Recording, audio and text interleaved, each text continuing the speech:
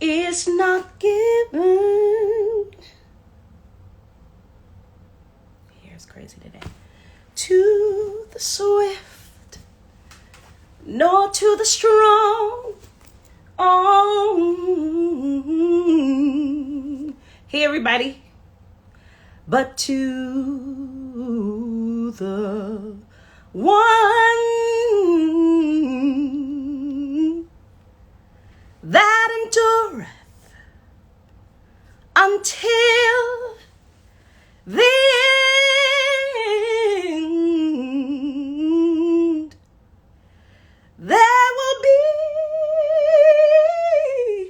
problems, yes, but sometimes you'll walk alone. But I know that I know. That's my song right now today.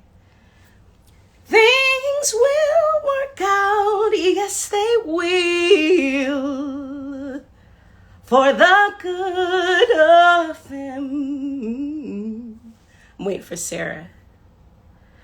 For the good of them. That was my first song. I love that song. Who loves the Lord? How y'all doing today? Sarah! There you are. That's my song right now. I've been playing that song all day. Sarah, I've been playing that song all day. Listen, that's the jam every day. I every just day. need it because my nerves. That part where the race is not given to the swift, nor to the strong. All that. All of it. And the other part, what's the other part? Eyes haven't seen. You know that. Sing it. Come on. Neither have ears heard. Hey.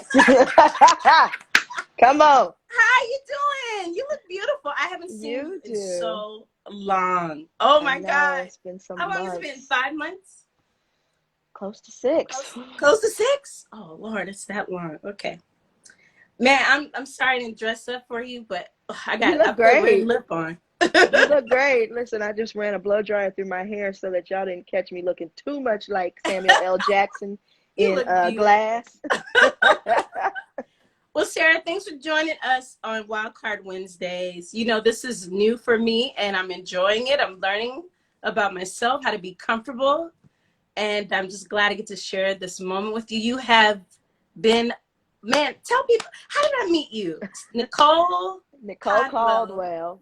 I needed a background singer. We were in Oakland, which is where I'm from, originally New Orleans, but raised in Oakland, California, East Oakland, 96 in Hawley. Nicole, I said, Nick, I need another singer. And she introduced me to you. She said, let me call somebody. I said, well, I need to hear how she sounds.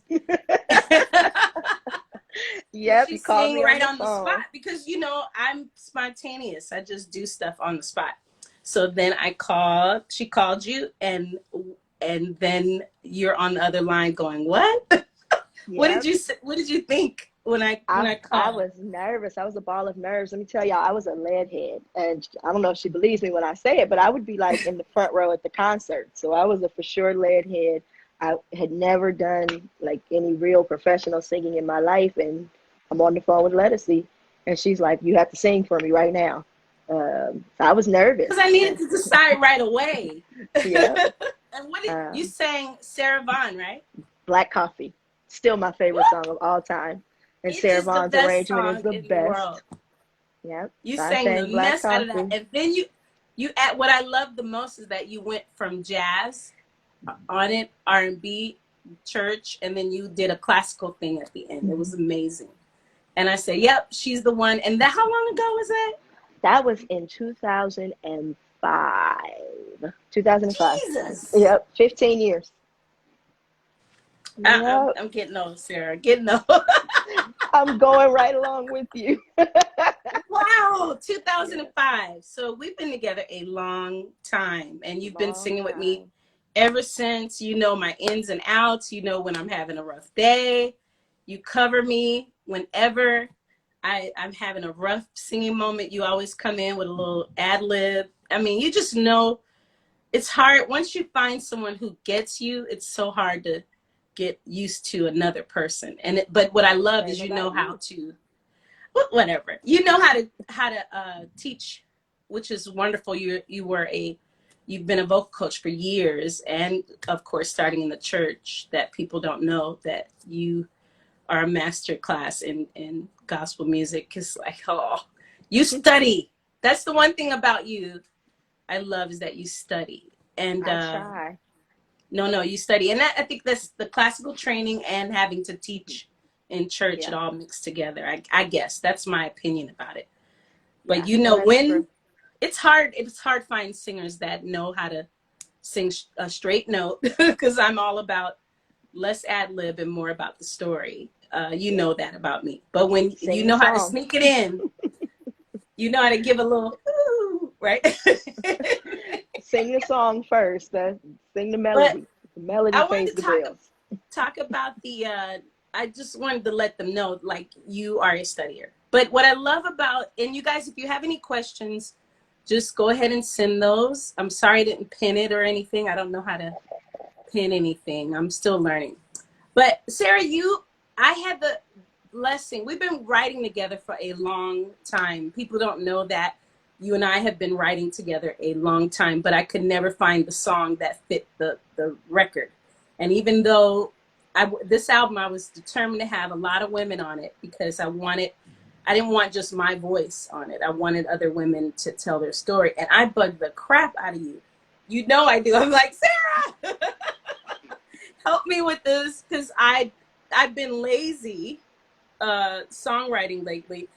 Not lazy, but like not really. I have melodies for days, but the words, I'm always baffling with words lately, because I have 15 million other things to do. So, and after a while, you even told me, okay, let's sit down and write, because I kept calling. Gotta do it. You were like, people want to hear your voice in this project. You cannot have me do everything. But when I called you and asked you to write, you wrote this song, Stay Gone. We pronounce it Stay Gone. Stay Gone. They wrote it Stay Gone. Stay Gone. And you wrote the Robert Glasper joint that we wrote called Wake Up, right? Mm-hmm. Was there another one you wrote? I can't remember. I think it was just those two. I think it was those two, yeah. So you wrote those songs. Tell us about the inspiration behind it. Like me sending you and the process of how I'll have all these, I'll record all my melodies and then send them to you and say, Sara, yeah. come up with something. I think the first one was Stay Gone, right? No, we did Wake Up first. We did Wake Up first. Oh, we did Wake Up first? Yeah. Oh, okay, I couldn't remember. And so you sent me the track with all these beautiful oohs and hms and moans on them, and the melody was just amazing, but no lyrics. And so you know, I took it and I sat with it, and you know, Robert's arrangements are so timeless, you know, and I thought that and you had the concept Wake Up, you know, the concept was there, and so I always have my concept. I just don't know what. But they were great. Like, y'all, I'm telling you, harmonies and everything. Just, it's a whole song with no words. I mean, that's just been the thing last year. It was just the last 3 years, I don't have nothing to say, actually. I know what I want to say, how to say it. I was just going. I think writing books messed me up. I could see that. It's because I was writing so many books. But go ahead, please finish. I'm listening. No, so I mean, she had this whole song, just it didn't have any lyrics, and so I took the concept, what she was doing vocally, what Robert was doing musically, and tried to marry them together through words, because I could see clearly in my head what I believed you were trying to say, and so I just took some words to articulate what you were already saying through the voicings and through the spirit that was coming in behind the voicings. And what I love about you is how much you get me. And y'all, I'm like the world's biggest introvert. People who really know me don't ever believe that because they know me. But if you look in the Urban Dictionary, you look up the word introvert, I promise there's probably a picture of me next to it. And so a lot of times I live in a silo just because that's my nature. And That's Led why I'm gets shocked that. you're on this live with me. I'm like, yeah, you made it to the live with me. But you get that about me, and you understand that my process is not necessarily a normal process and not the way that a lot of people work. But you, I think, have an appreciation for my process, and so we do this like circle dance, and that works so well for me. And then we come up with these beautiful pieces that I can't wait for everybody to hear. And you know what I love about your introvertness is that you put it all in the music. You sing it out, you put it in what you do. All the things that you exhibit or feel go into your music. Mhm. Or if I'm your friend, you'll tell me about it, but everybody don't know. Hey, Dala, I see you, Dala. You in here, Chester, Kiki. Hey, y'all. Hey, y'all. But what I love most is on these songs, the one with Robert Glasper, Wake Up, which I can't wait for everyone to hear. For those of you that are here, you'll hear it probably next week. Just giving you a little teaser here. Since you're on live with me. Sarah wrote the song with me, and also there's a feature on it that you're going to love with this wonderful, talented person that I'm not going to say. You'll find out later next week.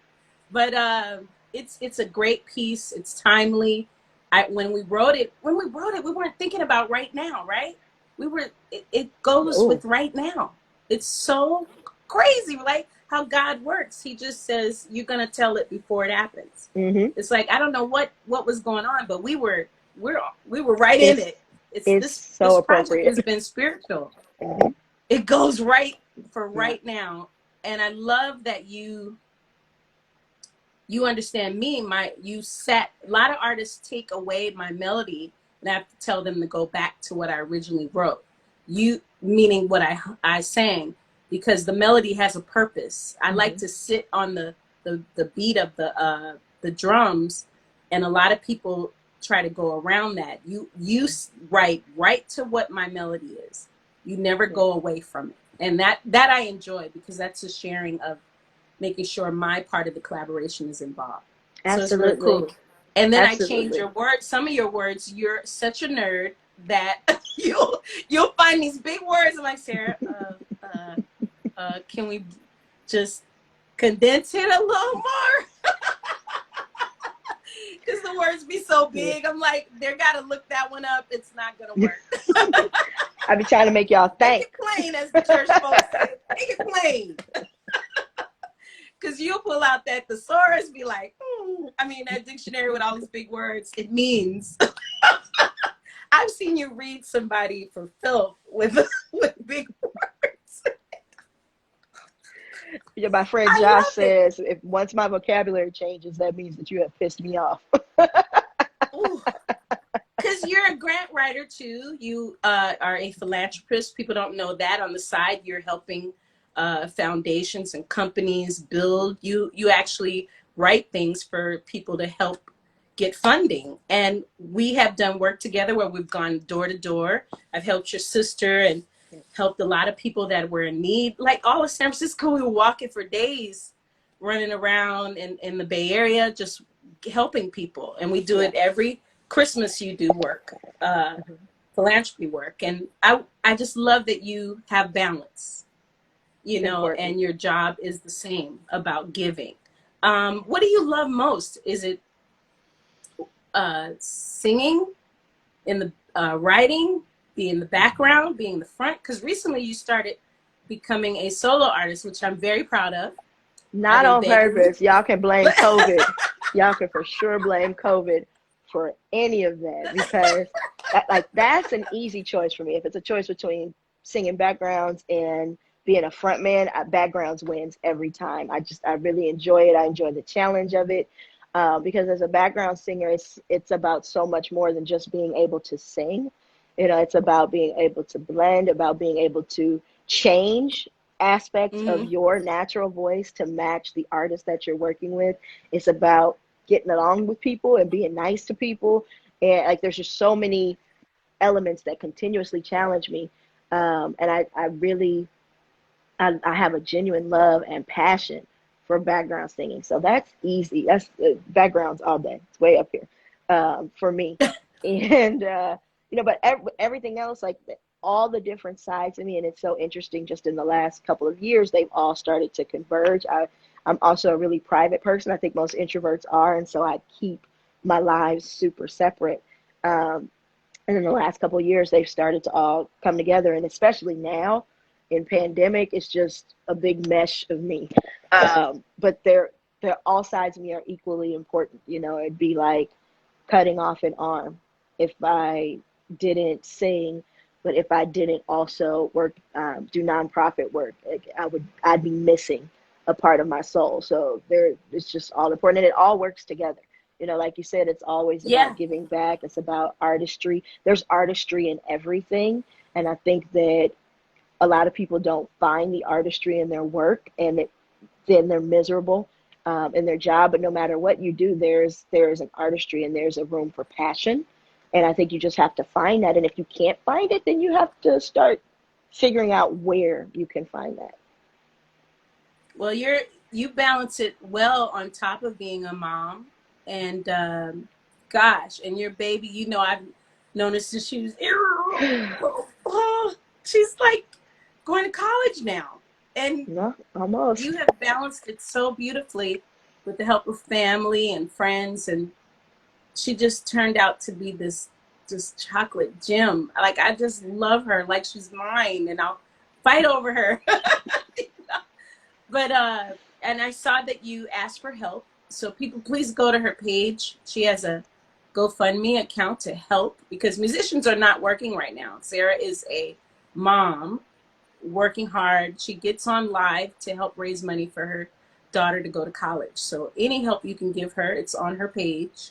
I'm going to bring that up before we go on. How has that been? Like, balancing being mom and musician and giver, philanthropist. I mean, all this work. It's a challenge, but when Mackenzie was born, my daughter Mackenzie, when she was born, I I was wasn't letting singing. you say her name. It took me 15 years before she wasn't Puda, because you know, let me tell you, I was It will not a always kid be Huda. person. Like, I was not a kid person. The first diaper I ever changed in my life was Mackenzie's. So when I was pregnant with her, I was like that by the book, super scared, crazy mom, going to all of the classes at my doctor's office and trying to figure out, what do I do with this doll that's not a doll? Um, and as she got older, that's when like online became a thing, like social media blew up. And I had all this paranoia about some child molester finding my daughter online. And so Oh, Lord. I would never say her name. She was 15 years old before I ever mentioned her name online, and still just her first name. But it's, you know, it is what it is.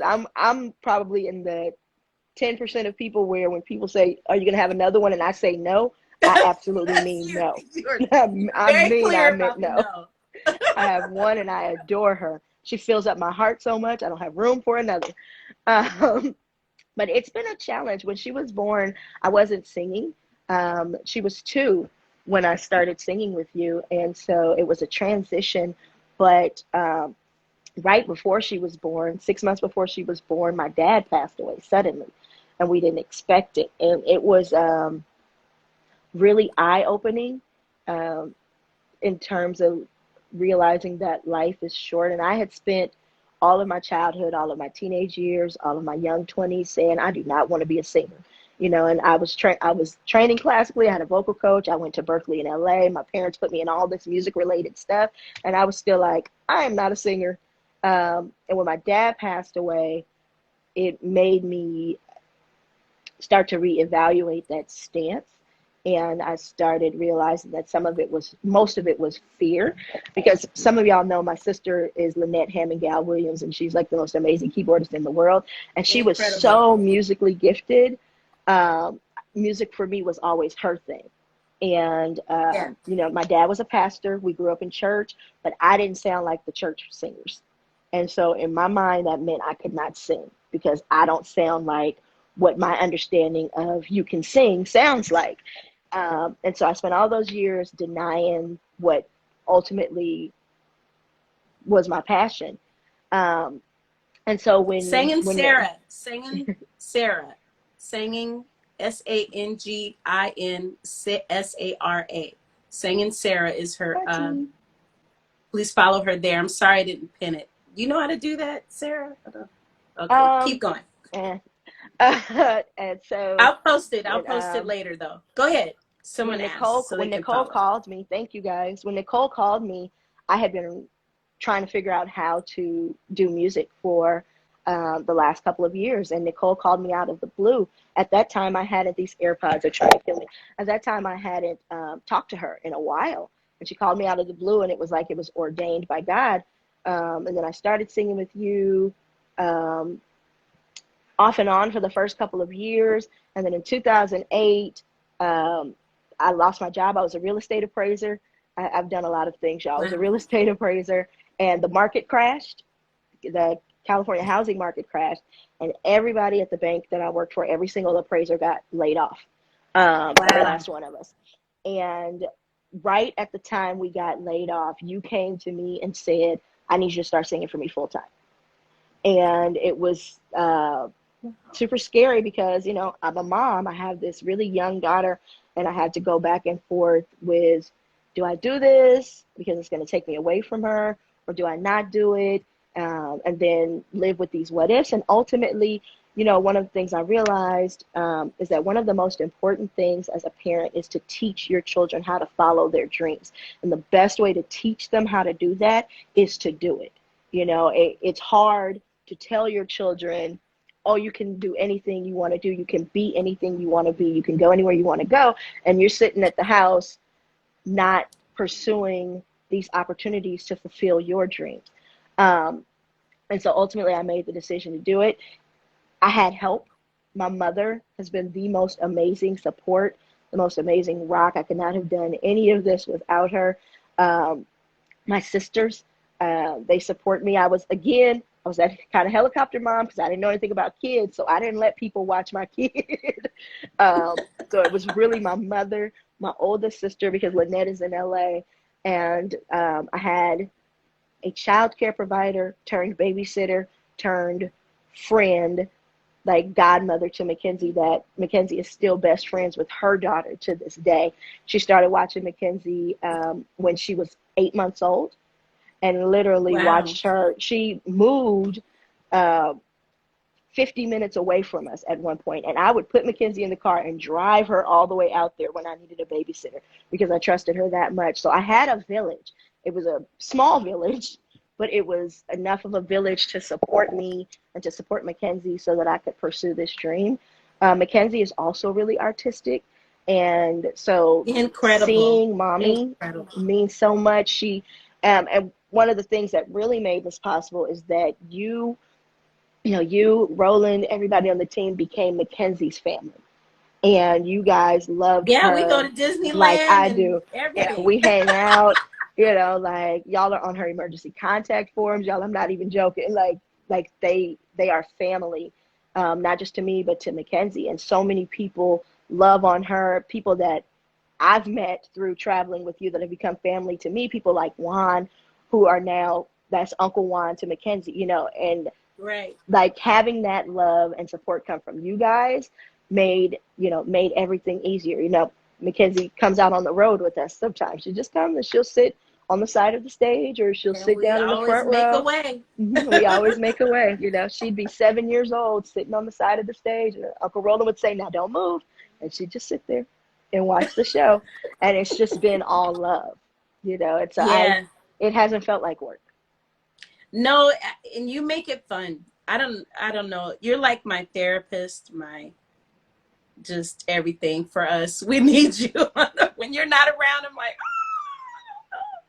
I don't know how I'm going to do this. Some people have questions, Sara. Okay. How What y'all can we got? participate in a masterclass with Sara? That was 8 minutes ago. So I'm gonna be honest with y'all. I'm like a Jamaican at heart. I'm gonna have my ancestry done to see if I'm really Jamaican. Like I am a natural hustler. My schedule is so full. Like when Len said that, so Mackenzie she's actually a senior in high school this year. And when COVID-19 hit, she was at a public school and it was a mess. They didn't start distance learning for over a month. So she was just out of school for over a month. When distance learning finally started, they had no plan in place. She didn't meet for class. A couple of her teachers would just send her a packet of work and say, finish this. If you do, great. If you don't, oh well. They went to a pass-fail system. My daughter's an A and occasional B student, and they went to a pass-fail system. All these things happened in her junior year of high school, which is the most crucial year. And we couldn't do that again. We couldn't do it again. So we started doing research on private schools that have implemented distance learning that could potentially go back, and we started applying to schools, and it was a late apply. Obviously, we're in late March, April at this point, but my daughter is brilliant. And I know everybody says that about their kids, but my daughter is brilliant. And she was accepted to this very small exclusive boarding school in Southern California, but they didn't have any money. They didn't have any money because COVID, and they had to up the financial aid for their existing students. And so it's a pretty penny. And I'm very private. I'm introverted. And I realized through this process that I also have a healthy amount of pride that I need to, start learning to mitigate. And I had to swallow that pride and ask for help, because no matter what, we were going to do this, because I will always do whatever I need to do for the best benefit of Mackenzie. But at the same time, I'm not going to ask y'all to do nothing that I'm not doing. So I cleaned out my savings, paid the deposit, and I'm hustling like a Hebrew slave to make sure that this tuition is covered. She starts school on September 2nd. We're really excited about it. Yes. So, we're making it happen. I appreciate you, appreciate everyone that's supporting. But I said all that to say, I don't have time to do a masterclass right now, but I do have it on my to-do list. So I've been doing private voice lessons for folks. My roster is full at the moment, but it is on my to-do list because I see a lot of masterclasses. Some of them are brilliant, like the ones that you do. Some of them are shaky. And that's no shade. That's just, I'm really big on, like you said, studying and knowing what I'm talking about. If I impart something in you, I don't want to just be pulling it out of my ass to get your money. Like, I want to actually be giving you something that you can use that will be beneficial to you. So, if and when I do a masterclass, it's going to be one that I have really put together. I'm not just going to give you a bowl of shit and say, here, there you go, give me your money. I can't do that. One thing, see, you did that so good. So well. I see one of my students on here now. Hey, Kia. I love we should do a master class together, Sara. I would totally love to do that. I do one with you. I'm just so mean. People say I'm mean.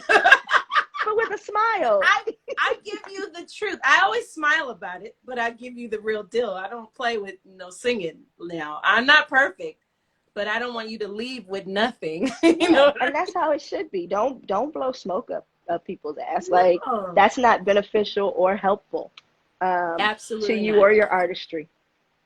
They have another question. What advice would you give to a singer who wants to get into background singing? I think they meant. How does one start? I'm going to be perfectly real with you. This is a who you interact with game. Some people still hold auditions, but the few auditions that I have gone to over the course of my career, most of them were BS. Most of them were just, for union purposes, to make sure that they covered their bases and said that they did everything they were supposed to do, but they already knew who they were going to hire. The best thing that you can do is be seen. And that's more challenging now than it used to be because COVID, but it's also easier than it used to be because we have these digital platforms. And so you have got to invest in yourself to be seen and to be heard and to start building those relationships in order to get into this industry. It's all about relationship. Also, I So wanted to add, like, not you can be one of the greatest singers that have studied and know your stuff, but if your attitude is just a hot ass mess, I'm gonna just be honest. I'd rather wait for someone else. You yeah, know what I mean? you can't sustain with a terrible attitude. You might get hired, but you will quickly get fired. I've seen it happen many, many, many, many, many times. Um, Yeah, you know, we it's don't. I easy, don't. better to work with a mediocre person that can learn, Right. that has a great spirit, than the most amazing person who makes everybody else miserable. Yeah, you got to have that attitude. It's just not gonna work for me. You can be a great singer. I'll still walk away if that attitude. Yep, Because most of the time, it's how well you work with other people. You hmm know. yep. And if you can listen. Another question, I wanted, before we go to another question, it's a lot of questions, Sarah. So I wanted to talk about the other song that you wrote called Stay Gone that we were talking about. What was the inspiration behind that song? Even though I had the melody and I possibly had the hook, but I didn't know again what to say. That song was so much fun, and I actually had a different lyric on it because the song, to me, the bounce and the way the melody was moving, it just said to me like, "I'm tired of your shit. I'm tired of your shit," and that's what was running through my mind the whole time. I am tired of your shit, and I just poured. I thought back to those "I'm tired of your shit" moments that I have had, and just I poured was all there of on that some of out. them. Oh yeah. Oh yeah. It's such a great, it's the epiphany of what good old fashioned soul music Hmm. is all about to me. It reminds me of Stay Gone, reminds me of Betty Wright.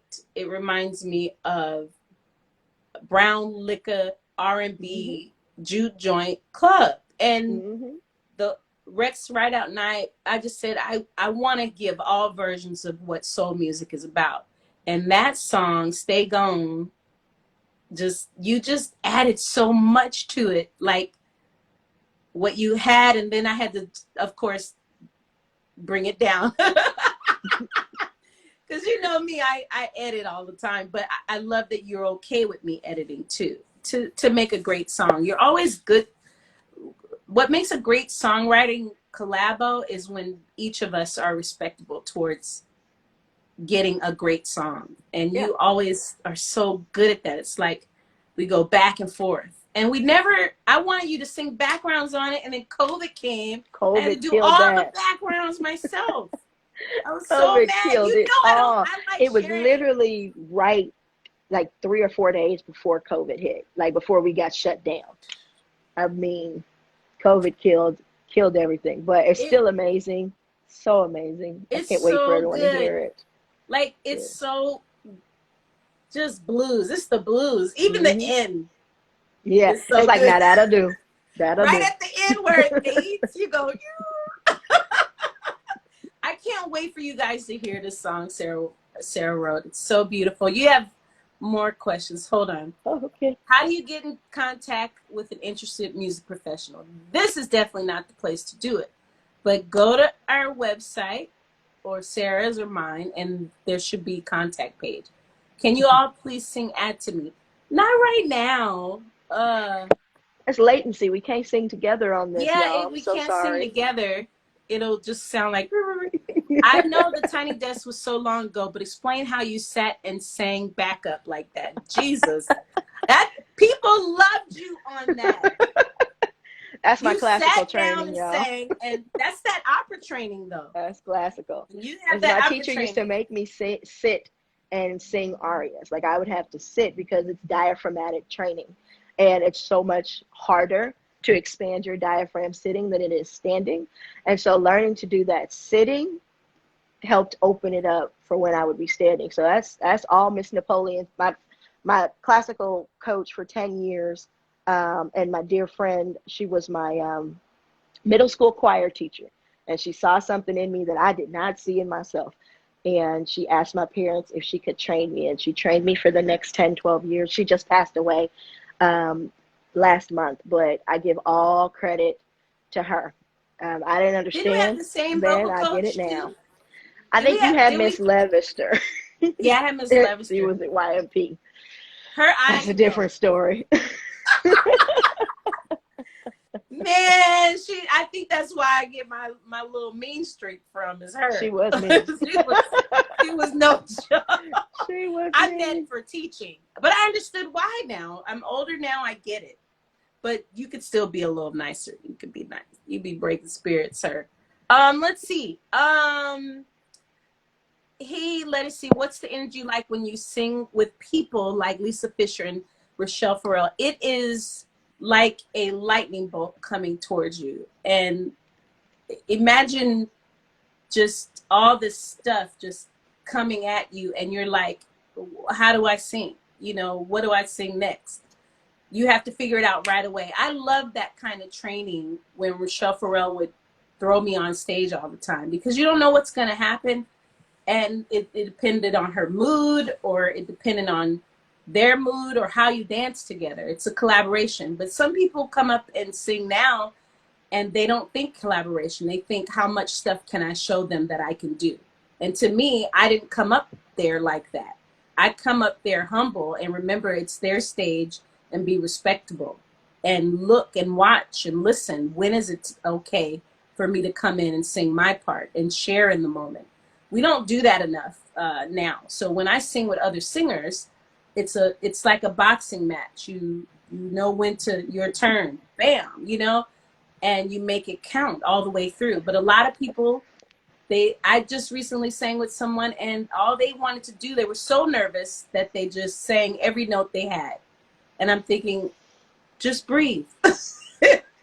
It's okay.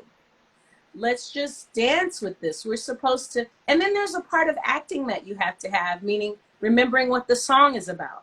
Not you. It's not about you. It's about the song and the storytelling you're trying to deliver to the audience and with the person you're delivering it with. So sometimes, to me, I think we have lost that art form of performance and that art form of singing. So I miss that. That is what I focus on when I'm singing. I don't just sing to be singing. I have to feel it. Like I came on here singing whatever I hummed. That's how I felt. It don't have to be right. It don't have to be perfect. But that's just what I wanted to sing. Oh, hallelujah. Okay. Somebody talked about my hair and I had to let them go. God bless. Because I have a photo shoot and I wasn't trying to be all the way cute. Let's see. Oh Lord. This Somebody is getting how blocked everybody today. is now. It's too bad. Okay, how is Rochelle Farrell doing now? I have no idea, but I love her. I think about her like every other 3 weeks. Every 3 weeks, I'm thinking about how she's doing. But I heard she's doing great. Any more questions? Did we miss something, Sarah? You know, I didn't put my glasses on, and That's so okay. I got occasionally you. I I got catch mine on.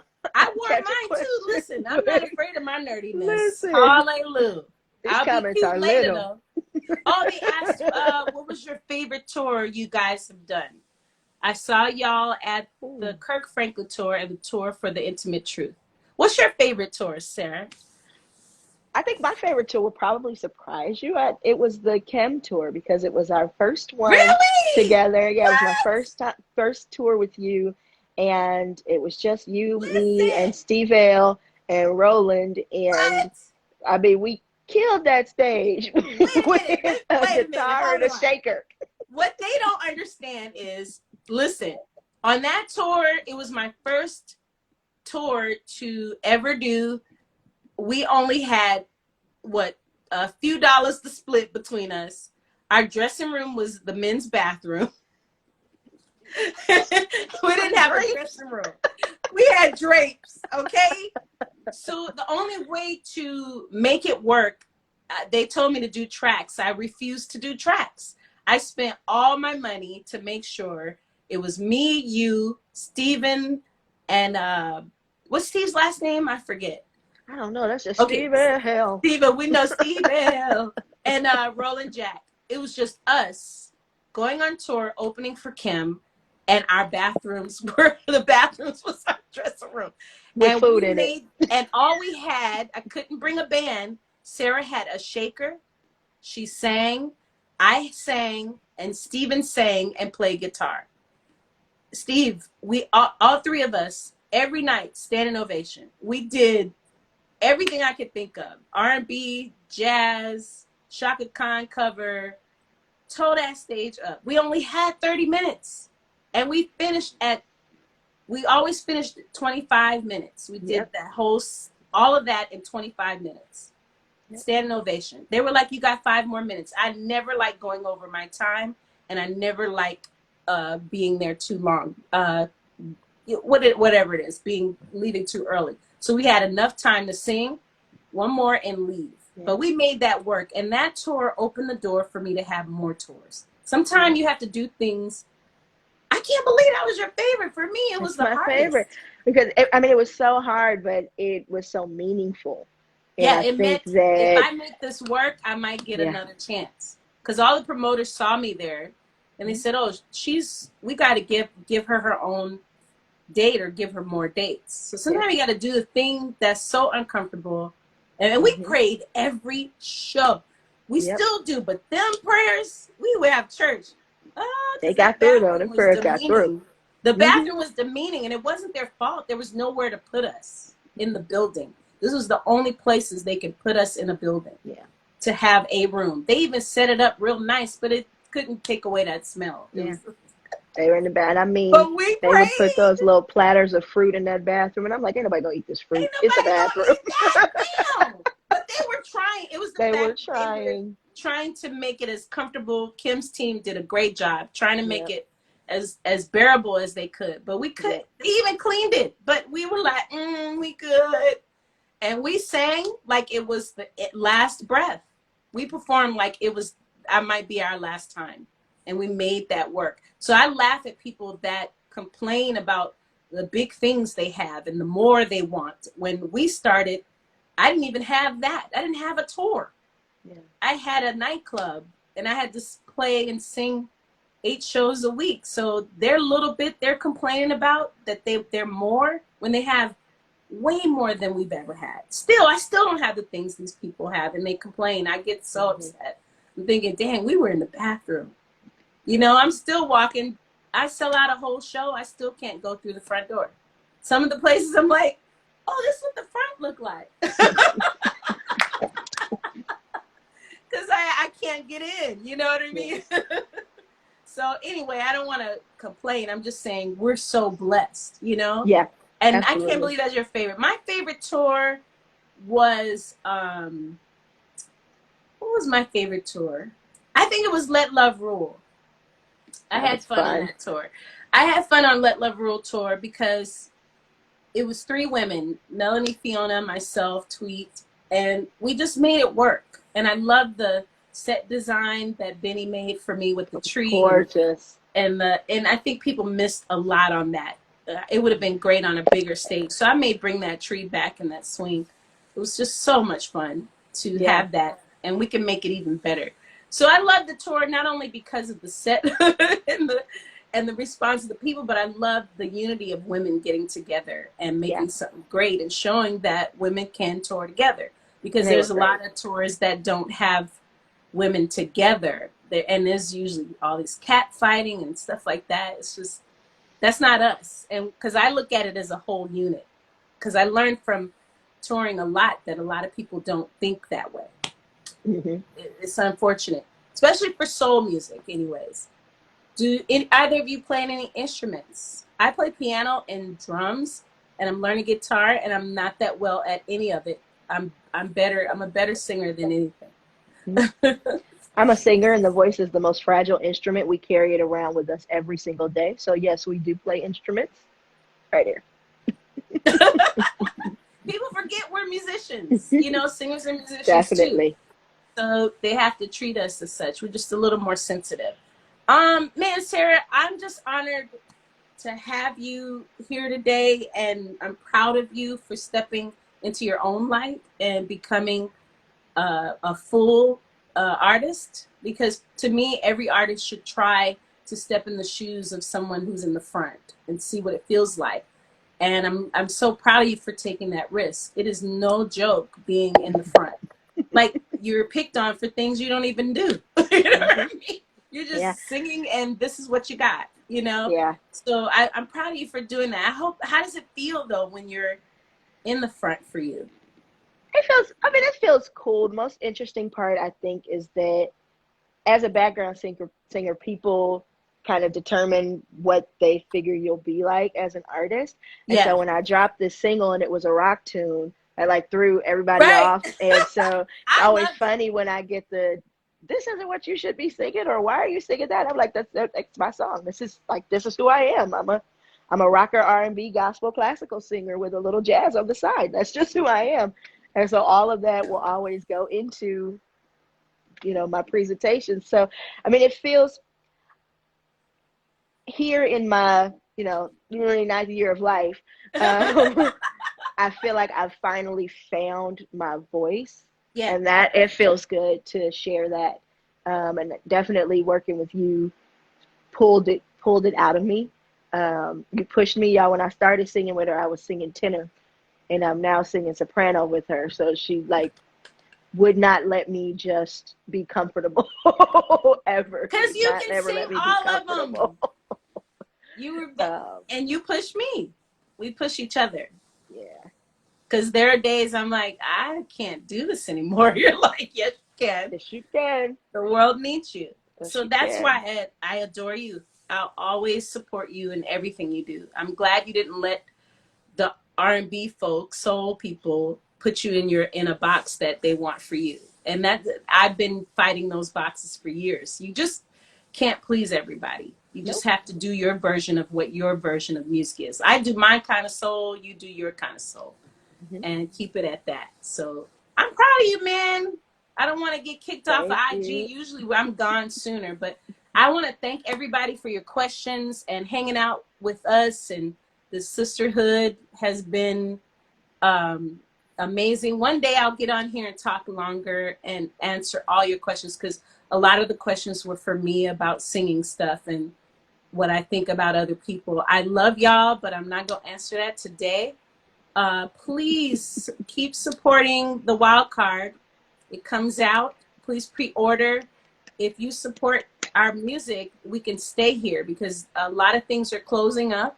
A lot of places that we usually play are having trouble. Support those places as well. Other artists like myself, especially for soul music, it's really tough for us out here. So when you buy the album and you tell people, not just streaming it, when you buy it, it says, yay, we want this artist to stay, especially now. And it's not just me, it's so many of us. And Sara, just thank you for adding to my legacy. We finally have music that people can hear, and not in our computers. I can't wait. We got 2 albums in my computer. You know? So the wild card is August 28/20, next week. Gosh, it's a special day for me too. 3 years. Special coming. Day. But I'll tell you why offline. But I'm so proud of you. Thank you. I love you, Led. It's such an honor. I love you. I couldn't do this time without you at all. It made sense. It's the perfect time. So I'll see you guys soon. I'll see you next week. I have a big special guest next week. I'm excited about it. We could talk about a whole bunch more than just 1 or 2 songs. So I'm really excited. I'll answer even more questions and stay longer next week. Like, get off and come back on. So y'all be good. I'll see you soon. Tell a friend and replay. All right, I love you, Sara. I gotta go. Love you. Be kind of cute. Have fun. Love you. I'll see y'all later. Bye. Love you. Mwah.